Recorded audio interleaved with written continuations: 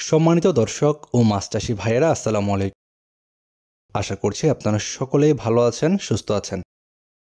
আপনাদের সকলকে স্বাগতম জানাই অনলাইন ফিশ ডেলিভারি চ্যানেলের নতুন আরও একটি ভিডিওতে।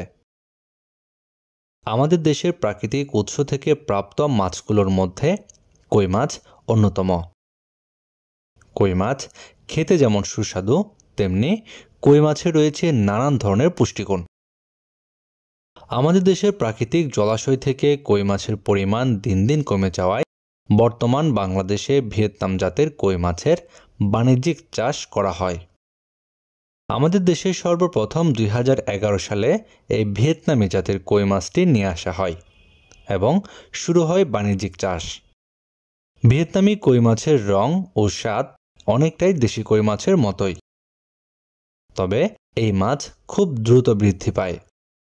এই ভিয়েতনামি জাতের কই মাছ চাষের ক্ষেত্রে মাত্র 4 মাসে প্রতিটি কই মাছ 150 থেকে 200 গ্রাম ওজন হয়।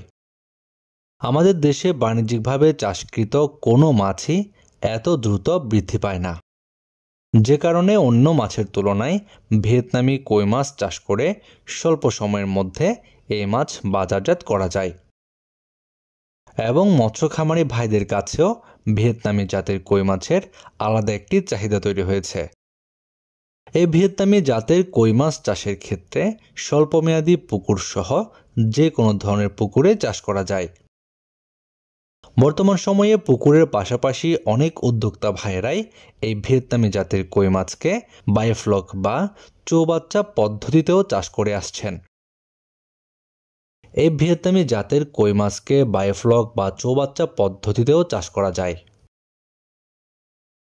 ভিয়েতনামি কই মাছ চাষ করার ক্ষেত্রে শীতকালীন সময়ে একটু বাড়তি যত্নের প্রয়োজন হয়। শীতকালীন সময়গুলোতে প্রতি মাসে একবার করে জীবাণুনাশক ব্যবহার করা উচিত।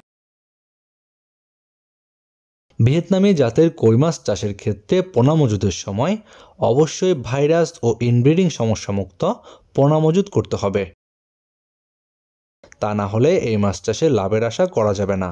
আমাদের কাছে বিভিন্ন সাইজের ভিয়েতনামি জাতের কই মাছের পোনা রয়েছে। আপনারা চাহিদা অনুযায়ী আমাদের কাছ থেকে পোনাগুলো সংগ্রহ করতে পারবেন। আপনারা যারাই এই পোনাগুলো নিতে চান, আমাদের ভিডিওর স্ক্রিনে দেওয়া নাম্বারে যোগাযোগ করুন। আমরা সারা দেশের যে কোনো প্রান্তে অক্সিজেন দিয়ে পোনাগুলো হোম ডেলিভারি দিয়ে থাকি। এছাড়াও চাইলে আমাদের হ্যাচারি থেকেও পোনা সংগ্রহ করতে পারবেন। আপনার মাছ চাষ হোক আরও লাভজনক। আজকের মতো পর্যন্তই। আল্লাহ হাফেজ।